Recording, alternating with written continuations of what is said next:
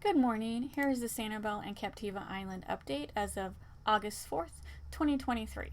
Fort Myers announced on August 1st that the Lee County Board of Commissioners voted Tuesday to waive tolls on the Sanibel Causeway for the next 6 Sundays in support of the Savior the Shore campaign organized by the Lee County Visitor and Convention Bureau.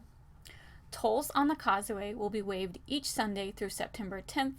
The campaign is intended to encourage residents to enjoy access to local restaurants and attractions during the off-season. Tolls are waived each Sunday on the causeway only, not additional Lee County bridges. The offshore sailing school has relocated to Twin Waters Island Resort and Spa. The sailing school has been in business for over 60 years and was based on South Seas Island Resort for around 40 years. Stephen Doris Colgate's website is offshoresailing.com.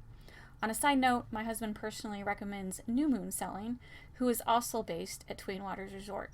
Robert took a class there 30 years ago and still remembers the captain fondly.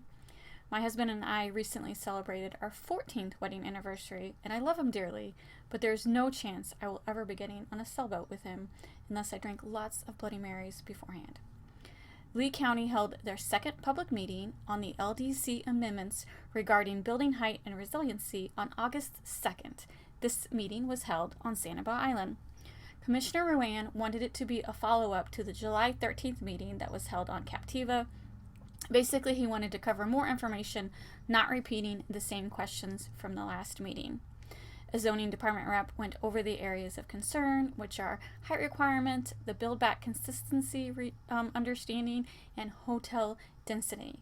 He was just explaining their amendments. Basically, he gave me the impression he sees nothing wrong with these ordinances. He did mention the commissioners plan on having a workshop in 2 weeks to go over all the concerns they have learned about in these meetings.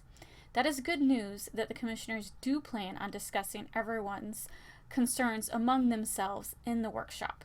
The workshop will be open to the public on August 29th. David Mintz pointed out that he was glad the county clarified the build back policy, that South Seas can currently build back without changing any current ordinances. Remember, South Seas keeps saying that they need these ordinance changes so they can start building back after Hurricane Ian. David had lots of great comments, basically pointing out the many ways South Seas smells very fishy with their hands in these ordinance changes. The meeting was opened up for public comments. Lots of great comments against the new ordinance changes. One speaker pointed out all the erosion that has happened over the last 100 years, pointing out the various ways how Captiva Island is smaller because of erosion and hurricanes. She also pointed out current erosion because of Hurricane Ian that has not been fixed yet. SCCF CEO spoke again. He is another great speaker who really gets his point across. He pointed out that there's potential impacts on wildlife, impacts on the environment, and it could jeopardize the sewer project that is in the works with Sanibel. The meeting lasted just over 1 hour. I found it interesting that no South Seas rep attended this meeting. Hopefully Lee County commissioners are listening because in my opinion, at this point, if they approve these ordinance changes in September, it shows that they are not listening and they do not care about the will of the people. Please prove me wrong, because at this point in history, I have little faith in any level of government, state or federal. Thanks for listening.